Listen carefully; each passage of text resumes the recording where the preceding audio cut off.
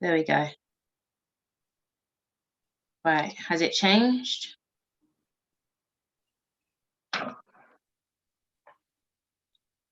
Right, there we go. I'll edit that out when it comes back in. Right. Okay, so as time goes on, people will begin to come into the live. I'm not sure, it's not really updating on my page. I can't really see what's actually happening. But hello to everyone who's coming in the live today. I'm hoping that you are well. You've got a double whammy from me today, as I've gone live a bit earlier today. So today, I'm actually really excited to be having this conversation with this beautiful young lady.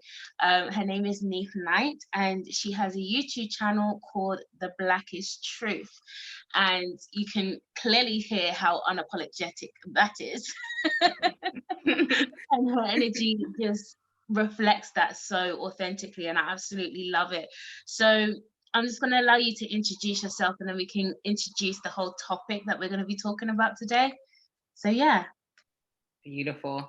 How's everyone doing? I go by the goddess Neith Knight, and as the queen mentioned, I do have a YouTube channel and platform by the name of The Blackest Truth. I'm on Facebook, Instagram, and YouTube, and I always introduce my videos where I say I take the not so easy topic of racism, white supremacy, break it down and make it easier for people to maneuver through. And that's simply what I mean. White supremacy is a system. It's very sophisticated. It's very thorough. It is very updated and dense. And with being realistic, we can't just expect it to end in one day or 1 week. So the things that I try to bring to the platform is just making what we can do. What are some tangible, practical things? What are some solutions we can employ every day after watching a video or after going to work? So that's just kind of like the goal of my work. Yeah, and one of the things that I absolutely love about you, because I've been following your channel for a good, probably maybe over a year now, and one of the things that inspires me is that every time I see your channel, I'm just like, I want to read a book. Nice, thank you. I just want to read a book, because your energy, everything that you put on your channel is just like, yeah, let's become educated. We've got minds. Let's think. Right. What can we do with this? And I absolutely love that. And we need more of that forward thinking type energy in our community. So I really appreciate you for that. So yeah, how long have you been on YouTube, first of all? Yes, I started my YouTube channel September 2015. It went from a Facebook platform, going viral on Facebook, and wanting to create kind of like a channel where people could go all on one page. Facebook at the time, you had to click on videos and go through all of the different videos people had. So YouTube just had a little bit more structure. And then from there, I just went through the limbo of highs and lows of putting out content. I went through a season of where I was in school, so I couldn't put as much content out. I had to study. I was working full time. And then once I graduated, things kind of like changed. And just gradually, I could kind of look at my work from like my first video to this video or my latest video and to see just the various differences. So I've been at it for about 5 years now. That's dope. And I mean, I've only been on for a year, so you've got good lessons that you may need to teach me about some stuff. So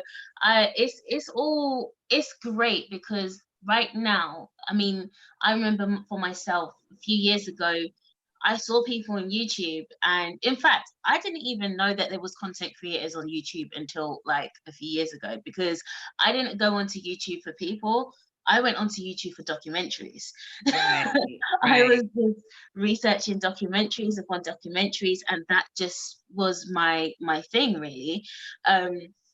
Then yeah, I feel like, yeah, back then I wanted to be able to go out and create content and stuff. Well, I was doing it more so on Instagram as an artist, but YouTube is almost like there's another level of confidence. Mm-hmm. Right, it is. You have to kind of build yourself up to be like, yeah, I'm gonna go on YouTube. Exactly. Facebook is cool, Instagram is cool, but when it comes to YouTube, I don't know what the fear of the pool of YouTube is. Exactly. Look, you got to do it on a computer. You have to get a computer, upload material. Then Then you got to get in a thumbnail. So YouTube definitely requires you to kind of like have a better packaged product than something like Instagram. You could just flick your phone on, go live, and it's that easy. And to be honest, I think what you just mentioned was is quite interesting, because that I feel like that's why I prefer platforms like Facebook and Instagram, because it's less polished, and especially now that they're messing with the algorithms, they're actually favoring things that are less polished. So all of the people that's doing all the brand photos and the curated feeds and all that kind of stuff, they're not really favoring that type of algorithm anymore. They're more so going to more authentic content where you're just being yourself. YouTube, I feel like there's like a mold of a YouTuber or an influencer, and I feel like that's where a lot of that came from. So there's like this ideal that we externalize and feel like we have to reach to, where it's like, if I don't have the perfect background, if I don't have the perfect camera, if I don't have the perfect video, if I what's it called, mic, or the equipment that I need, then I'm not a YouTuber and I can't make my first video. Right. And you know, it's funny that you mention it, because I talk about that in the course that I was teaching, Go Viral, and I'm thinking about putting it out again because a couple of people have asked about it. You know, depending on your platforms, Facebook is a platform, like you said, where it's a more organic, natural environment, just like Instagram. If you recall that video where Ariana looked into the video camera and she was like, I'm so ugly. That was just on Instagram Live, and that video went viral. Versus the type of people that are going to YouTube, like you said, you listen to documentaries. I go on YouTube and look at DIYs of all sorts. So when I go to YouTube, I'm looking to learn something. So in that course that I teach about how to go viral, and when I'm talking to different influencers, you got to figure out what is the package or product that you're bringing together, and then you got to tailor it for the platform. TikTok, you know, like TikTok, when I go on there, it's a minute. I got a minute to get in and get out. It's not a thorough 3-4 minutes where you could edit. On Facebook, if you have a 10-minute video, people are like, oh, I'm not about to watch 10 minutes. Like, versus on YouTube, people can sit down for 30, 45 minutes, an hour. So depending on which platform you're talking about, like you said, it's just a different format that you got to give your, whatever your product or your content is. It got to look a certain type of way. Yeah, and you can't use the same like YouTube content. Something may pop on YouTube that may not pop on Instagram, and something may pop on Instagram that may not pop on Facebook. And it's like it also, because a lot of the time you put out content and you're thinking, especially if you're not getting the traffic that you desire, you're like, okay, well, I know my content is great, but why am I not getting the traffic? And this is where this whole conversation comes in, because I wanted to really talk about marketing. And even as you can see from the title of this video, we're talking about being self-made in a digital age. And Madam CJ Walker's the Netflix series of Madam CJ Walker came out on the equinox, which was quite interestingly enough, the beginning of the financial year. And it was quite intriguing, because when I watched it, the first thing I thought was, this is marketing 101. And I said this to you just before we came on this live. Like, this is marketing 101. And these are the things that, if especially the Black community began to understand, we would be a lot further than where we are right now. Because yes, a lot of us are coming into a space where we're inspired to create our business. And I mentioned this statistic to you before, well, not the exact statistics, I couldn't actually find it again, but statistically, Black American women, they go into business. There's more Black American women in business than there are Black British women in business at this moment. And I found that quite intriguing. And when you think about it naturally, you look at places like Atlanta, and the way that you know, that whole city just operates, like cities like New York, like everything's just, you know, really streamlined, and you know, it's really dope. And I feel like there's more support for women to be able to go into business in Black America than it is Black Britain. Mm-hmm. And not even only into business. I feel like I spoke about this on the last live that I did. As an artist, I was an artist and also a producer and a musician. However, you mainly see a lot of men in those positions. So I felt like I didn't want the spotlight on me all the time. So I didn't even want to call myself a female producer or call myself a female musician, because of the attention that comes to that. It's like, oh, you have to be good. Right, right. Do you get what I mean? Mm-hmm. So what do you feel like, from your perspective as a Black American woman who's in business and who is an entrepreneur, what do you feel that you have within your own network? I mean, you can say where you're from as well. Like, what do you feel is the motive and the inspiration for Black American women to go into business? Yeah. To be honest, Queen, Black American women in particular go into business more so out of necessity than a desire. Like, everyone has a hobby and everyone has something that they love to do. But how the American capitalist system is set up, it's kind of like, it's like eat or be eaten. Like, you really have to grind. You can see people here who might have children, who might have parents that could be homeless. And like in a month, like your life could totally turn upside down. But when you had posed the question prior to this, I thought to myself, because a lot of our Black men have been castrated in so many ways.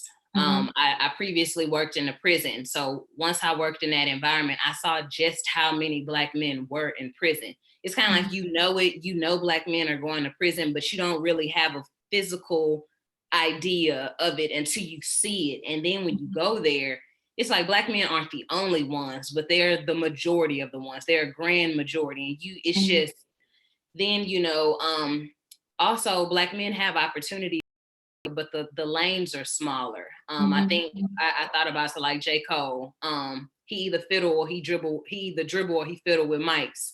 Like, there's kind of like a lane that Black men can go in America. You can either be a great ethicist, but a lot of the lanes are smaller for Black men. It's a lot easier for them to lose their jobs. If a chance of opportunity is going to be given, it's not like Black men don't get opportunities, but the Black woman will get it first. So, you know, America is very intentional to switch the power structure in the house, where the Black women are given more than Black men. So, you know, if we're both getting the crumbs off the table of white supremacy, Black women are getting the bigger crumbs. So a lot of us starting businesses really is because we got to hustle with someone maybe having supplemental income, with him not being able to do it consistently. Or, you know, you might deal with a man who has a felony. He might be out of prison, so he can't get an apartment. He can't get a traditional vehicle to like just drive up to the dealership with credit. So all these little small things are influences for you to say, okay, I got to get a full-time job. Now I got to get a hustle. And then, you know, just because of who we are and anything that you love doing, you naturally put your all into it. I think it just blossoms to become a lot more than we might have initially anticipated it. Like myself, I was just in college making probate gifts. I was literally just in college making probate gifts to make some extra income.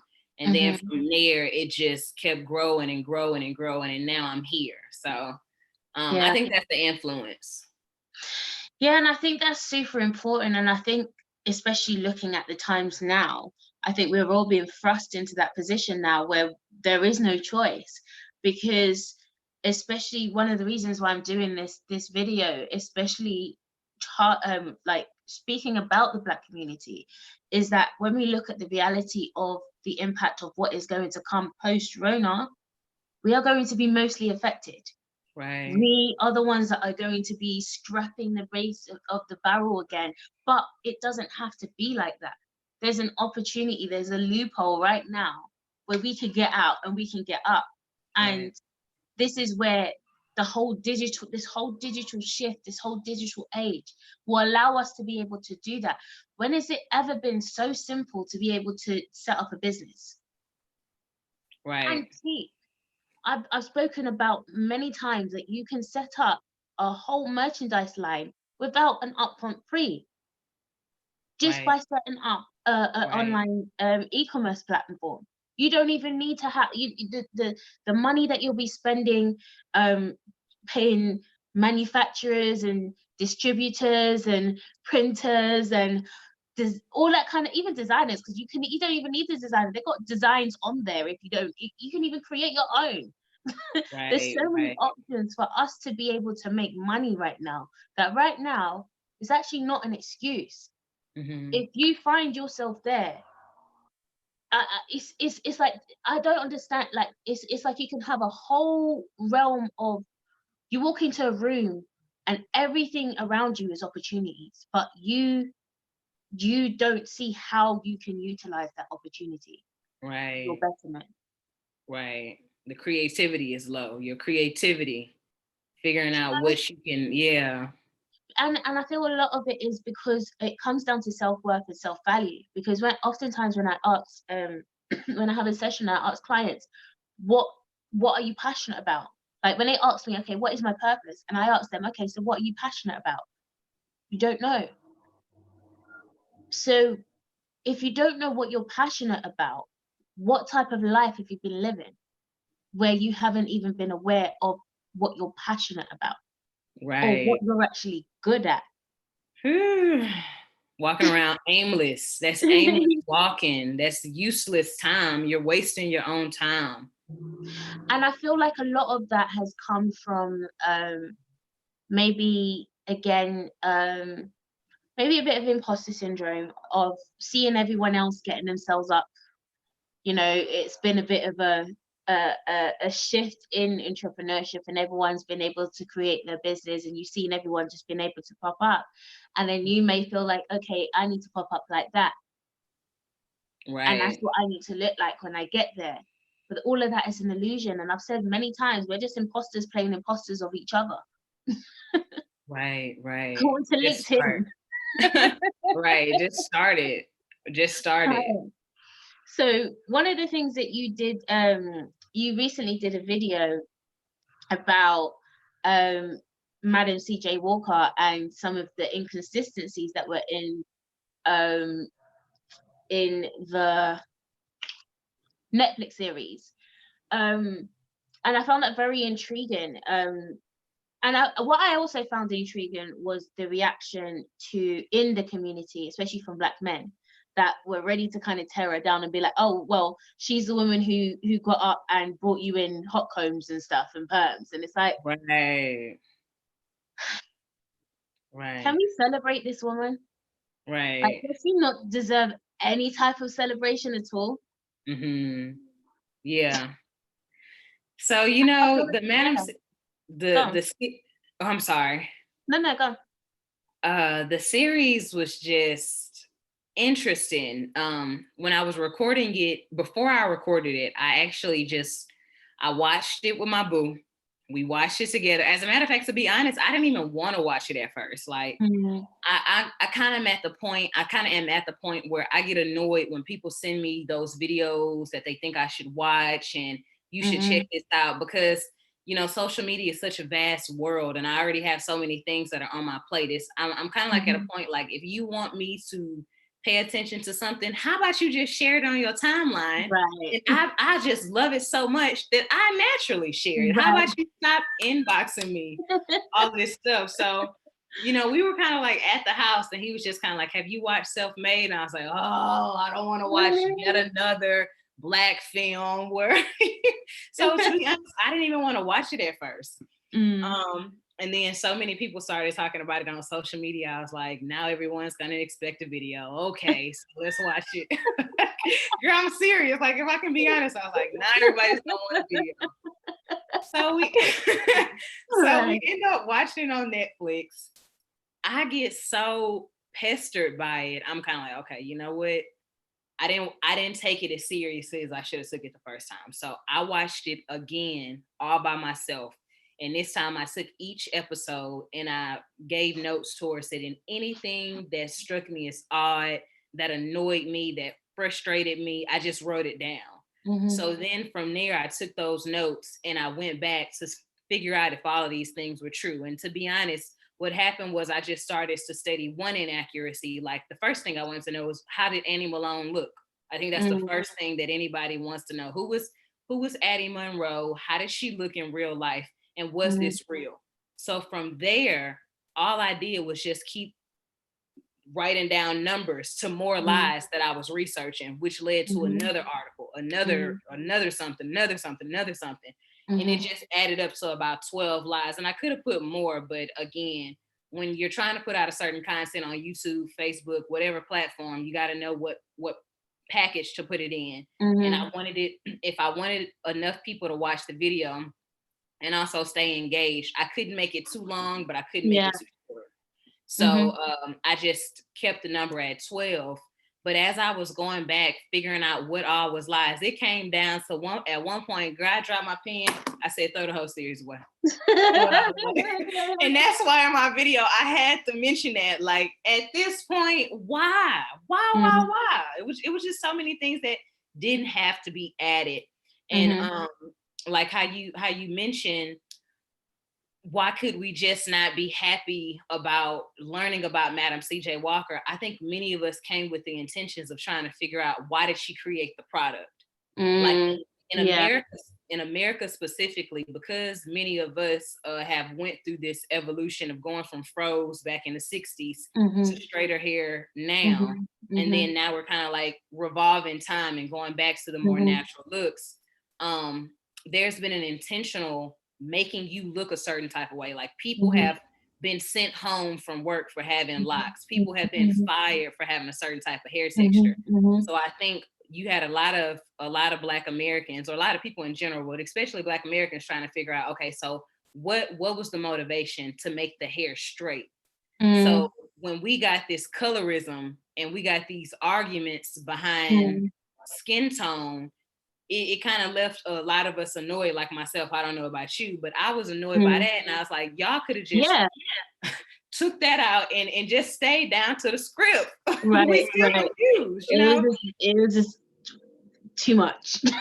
Too much, way too much. And to be honest, one thing that when I started studying about Madam C.J. Walker, she had a beautiful story all on her own. She had a really, really beautiful story that I feel like they muddied because they just had that tension. Like there was so much more to her story that we didn't get because they wanted to give us that. Right. And I feel like that's important, because I feel like it brings up because there is a lot more to her story. But again, I feel like as a community, sometimes we can have a crab and barrel and tear apart and only isolate certain bits. And then it's like also putting your mindset in the age. Right now we have information. Right now, us as like a generation, we're more evolved than they were back then, to have a bit more awareness of what's going on. Especially right now, there's more people awake than there would have been back then. So it's like, I feel like it's perspective is everything. But yeah, like there's certain things that shouldn't have been put in there, and it has destroyed the image. And it's just like, for example, Dr. Shiva that's coming out now, who's also on this campaign with the whole vaccines thing.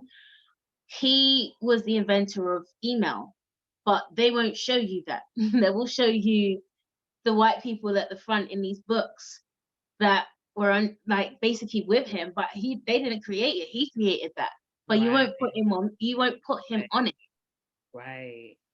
And can I mention, like, with you saying that right there, I was going over a second episode of a series that I'm doing called Racism's Grandchildren. And in the video, I'm talking about some of the children or the offspring of racism, like kind of like in an allegorical sense to make us understand it more. And I put out world marketing and institutional miseducation is two of the children. So when I mean institutional miseducation, you have to make institutions like elementary schools, middle schools, boarding schools, colleges, you have to make the education miseducation in order to keep the people in the mental state that they're in. So you can never really tell them the truth about themselves. You always have to glorify whiteness at the same time, blotting out what the African has done, blotting out what the Black man and a woman has done. And they still do it in media today. And that's what I call world marketing. World marketing is media. It is the news, it is music, it's TV, it's Netflix. Yeah. So because you see the global white system is always intentional to ignore Black people.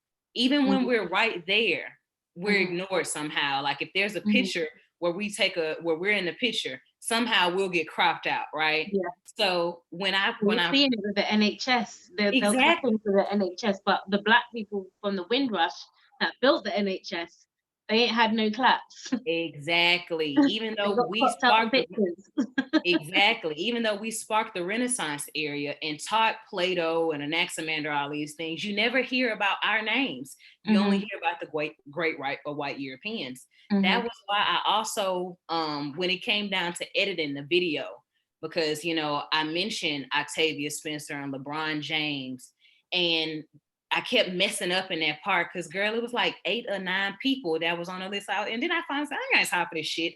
I'm moving on. Like, that's really what it came down is I'm moving on.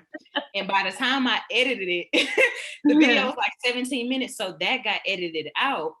And when it came down to choosing a name, because that's also very important when you're putting out content, you want to choose a name that would get people drawn in. I made sure to put Netflix because they always ignore us. So it was just kind of like you say, we have this crabs in a bucket mentality. I said, rather than always pointing out all of the Black people, because we always have Black on Black crime in every, on an institutional level, on an academic level, on a social level, on a, I'm more than sure, like if you're in London, I'm pretty sure that there's neighborhoods that people say are more this than more this. Or if your parents came here before the Windrush era and now you're one of the people who came after, I'm more, maybe y'all got those little beefs, but here, we might beef about LVN over RN. If you in Texas, UC versus Texas A&M, like it's always something, So when it came down to even talking about self-made, I thought to myself, what would white folks do? White folks would put all of the blame on Black people. Even if they knew they had blame, they would put it all on us. So you know what? 12 Lies Netflix told itself. And this is what I'm saying. That's smart because you're having to now think like them. And this is the important thing, again, linking in this whole thing of marketing and how we're going to be able to get ourselves more visible in the digital age. You cannot be doing the same thing over and over again, expecting the same result. Right. This is why I keep saying that we have to be going into more left brain things, going into start studying,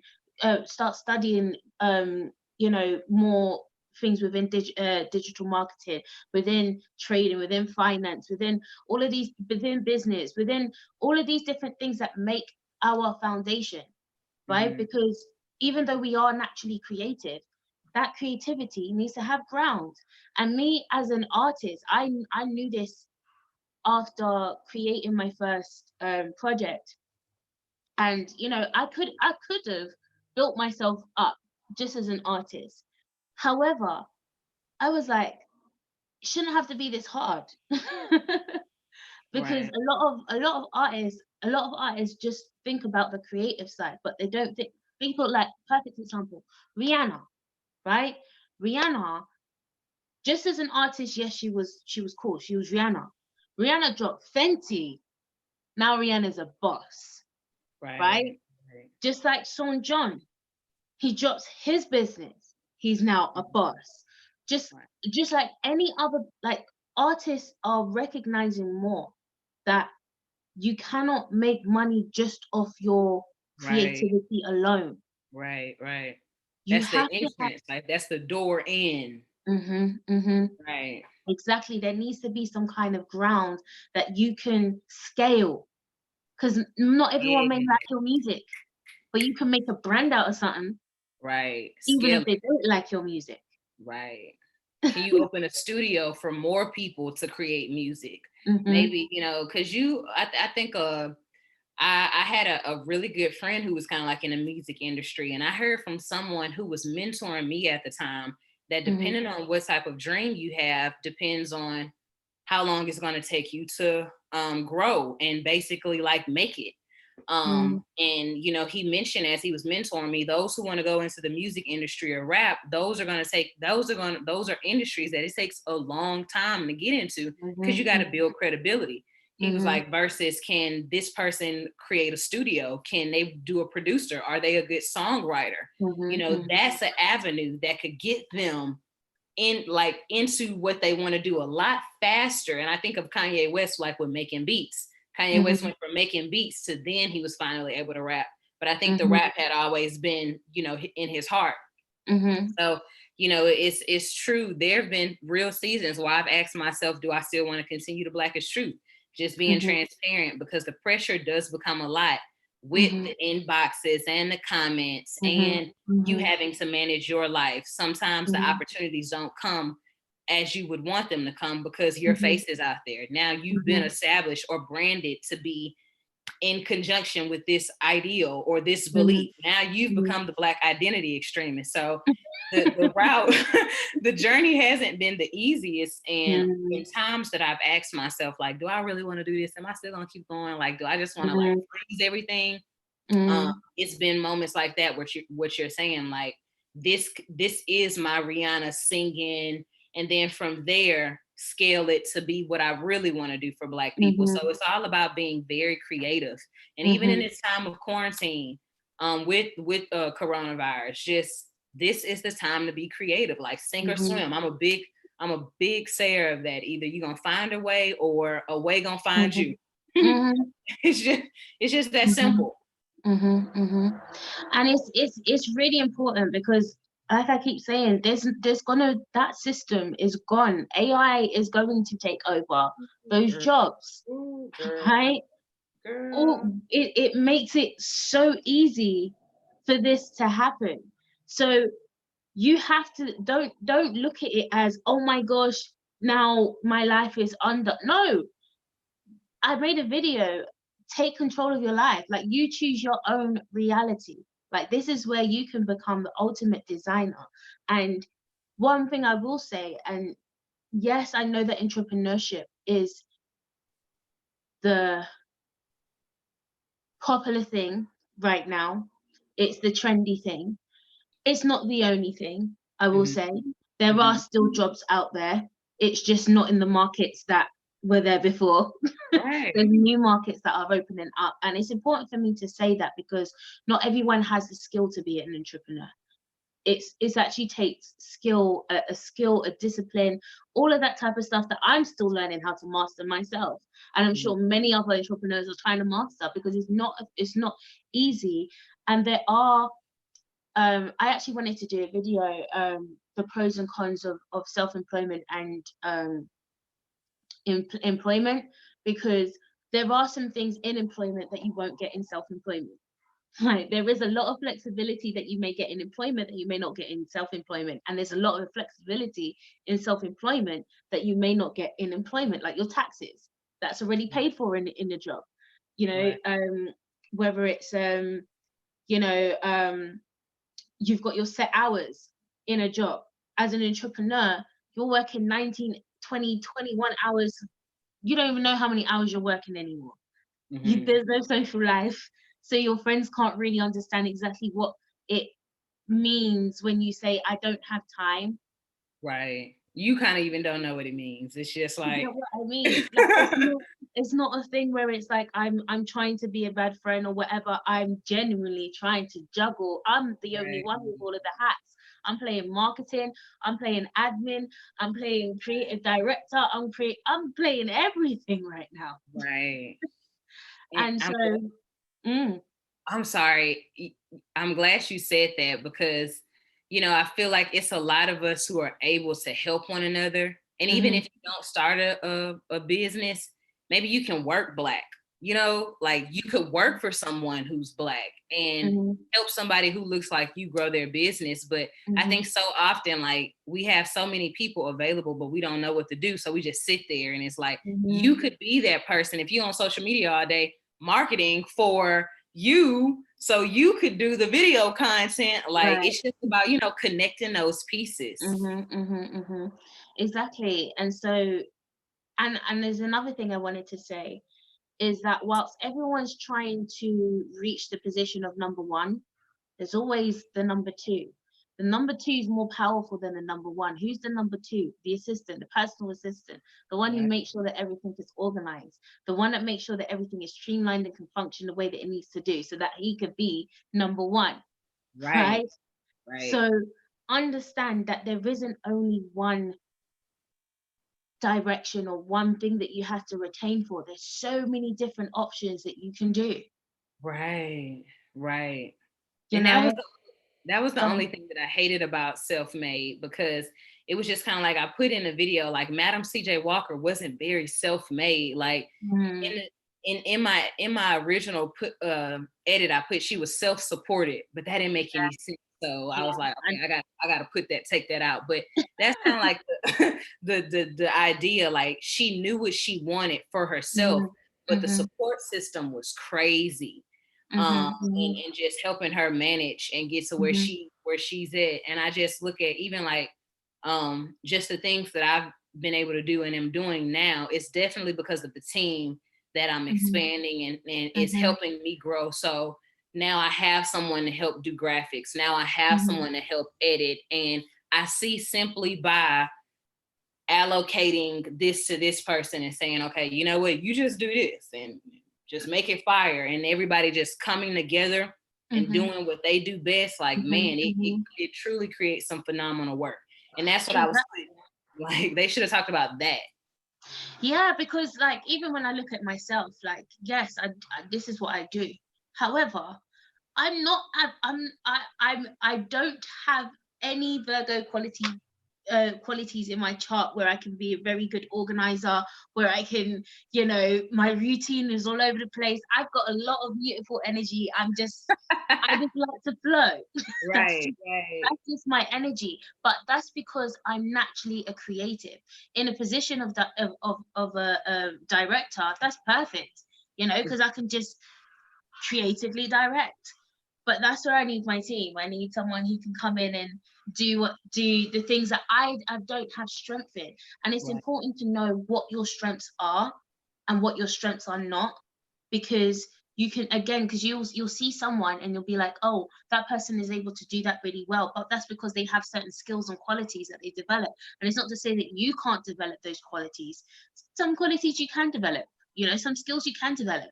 Some skills is just not yours. It's someone, just pass it on, you know. And I feel like we sometimes have a problem with asking for help, or acknowledging that you may not be able to do that.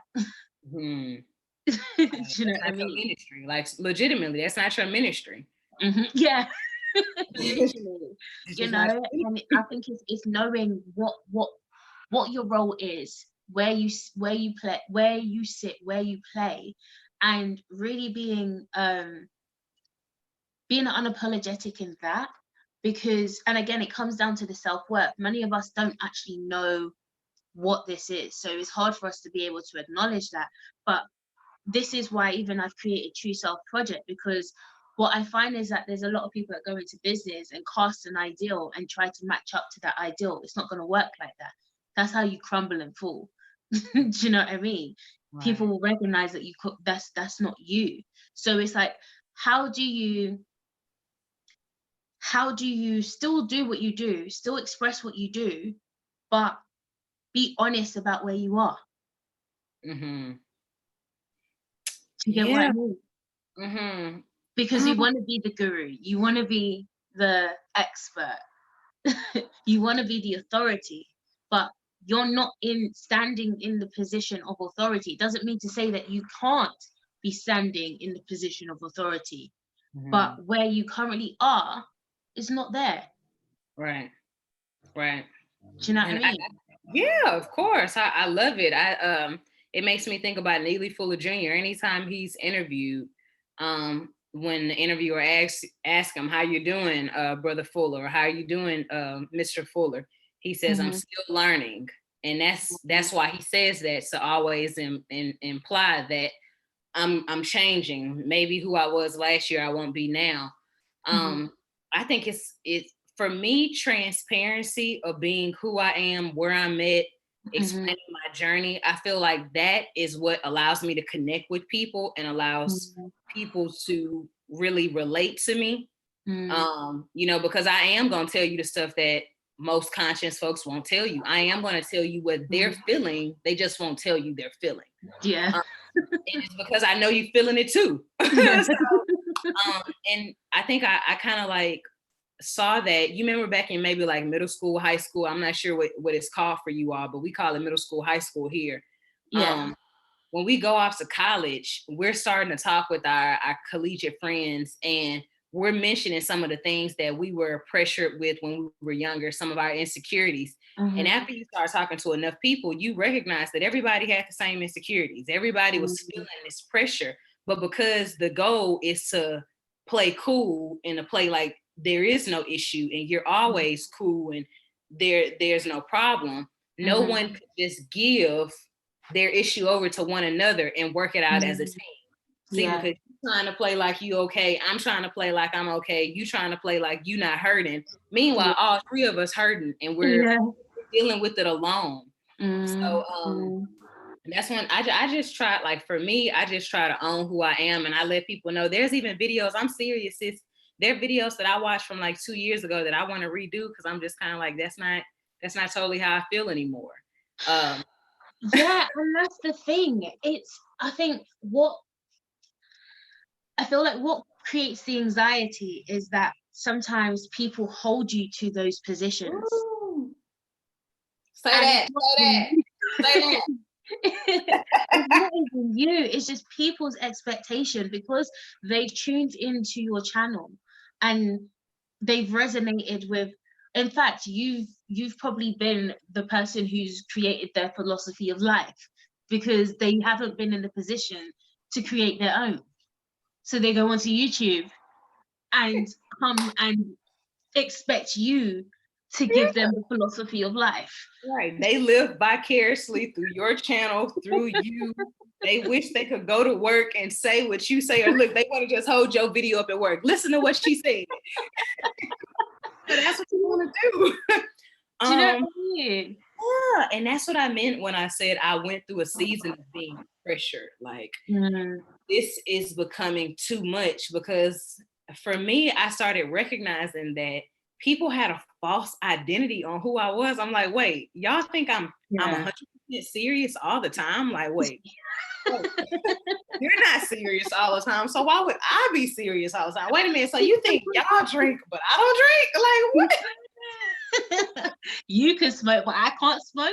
Hello?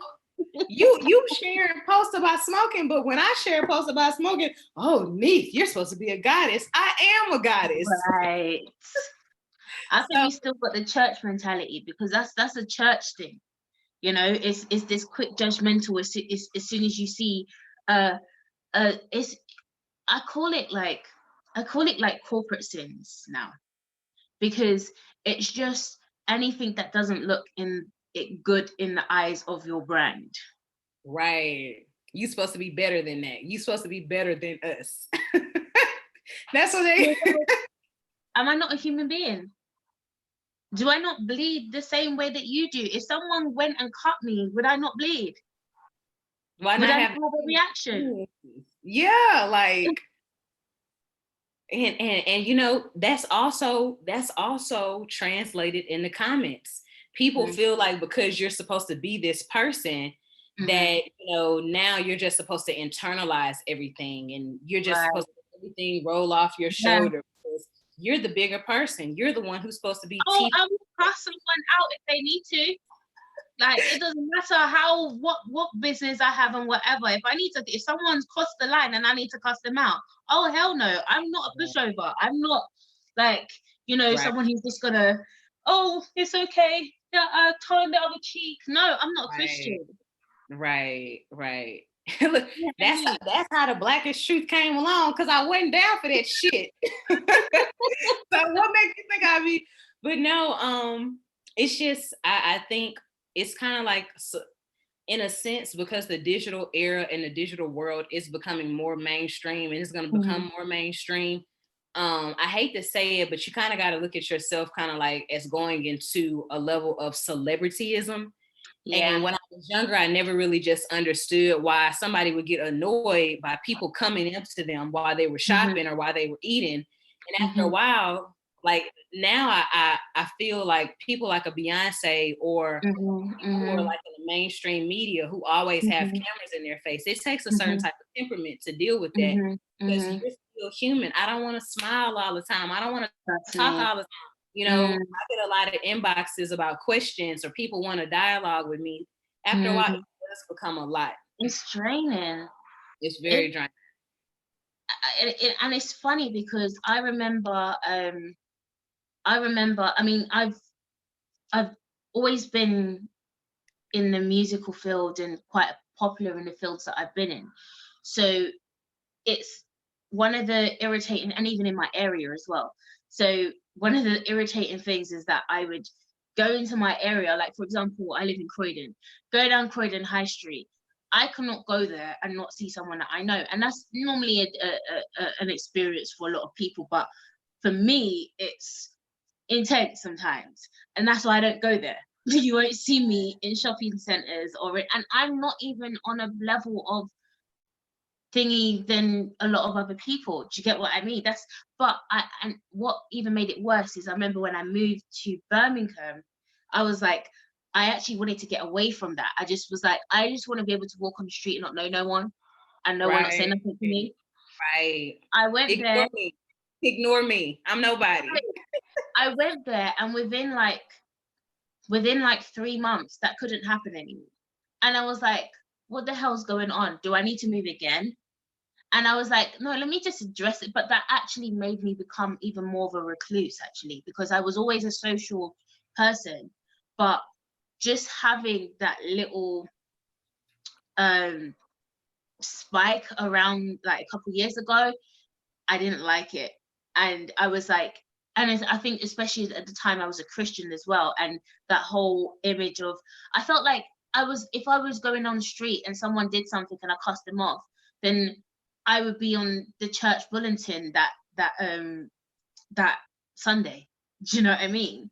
Right. So it's like, it's a lot. And I feel there's a lot of things that we do need to address within that. But yeah, image is a very important thing, and identity when it comes to going onto a creating your own business, full stop, your own brand. But what I wanted to ask you, and just as we're just closing up, what would you say to someone, or what advice would you give to someone who's just about to start their platform, about to start their business? They're probably fighting through the fear at the moment of actually taking that leap. What would you say to them to encourage them in a time like this? Businesses and dreams only die when you give up. This is just as simple as that. If you don't give up on a dream, if you don't give up on the business won't die. That's just the natural order of things. So just keep going, keep pursuing it. And even if you're crying, even if it's raining, keep walking and crying through the rain. Yeah, exactly. And I would say just start, right? Because a lot of the time, these are our things that we want to do, or goals that we want to achieve, that we keep procrastinating on. You know that this was 5 years ago that you had this idea, and you still haven't started it. You still haven't even picked up a book yet. So right now, especially as we're in this quote unquote lockdown, use this time wisely. We're never going to get a time like this again, right? Where we've got ample time to do anything that you want to be able to do, that can go towards you building yourself. You've got books, you've got the internet, you've got so many different things that you can have access to right now.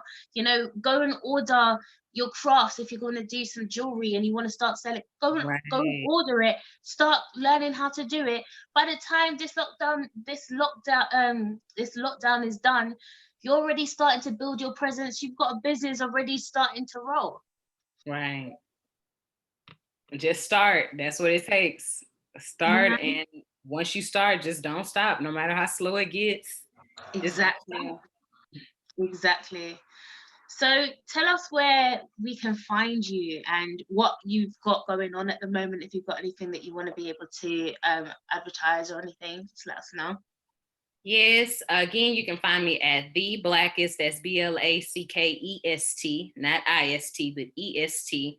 The Blackest Truth. And I have my website coming out soon, theblackesttruth.com. That'll be releasing next week. TBT Gang membership. That's a private membership where we're just learning about from professionals. I'm currently scouting out a yogi and scouting out a DJ so we can have some people playing some music, maybe get like a little midnight love jazzy feel going on. And then just the different content that I put out. One of my favorite series right now, Falling from the Cross, Losing Religion. A lot of people have been in that. I've definitely myself, if I like my own video, that's a big deal. So Yeah. I kind of like him. I watch the videos afterwards, like, man, this is really good. So Yeah. if y'all watch any video, I feel like y'all should probably go back and watch those. And just, yeah, that's just me. Definitely. Well, thank you so much for this conversation and just for jumping on the live with me. I mean, we've had, you know, a few people in the live today, and I'm sure that there's something, at least if it's just one word or one little thing that you can take from here that you can go and create something from, like go and do it. This is our time now. We don't have to be in the projection of where they're trying to put us right now. We don't have to be there. You know, this is our opportunity to rise up. And so, yeah, I want to thank you guys for joining in again, and I will catch you guys on the other side. All right. Thank you so much, Queen. Bye. No worries. Take care. Bye. All right.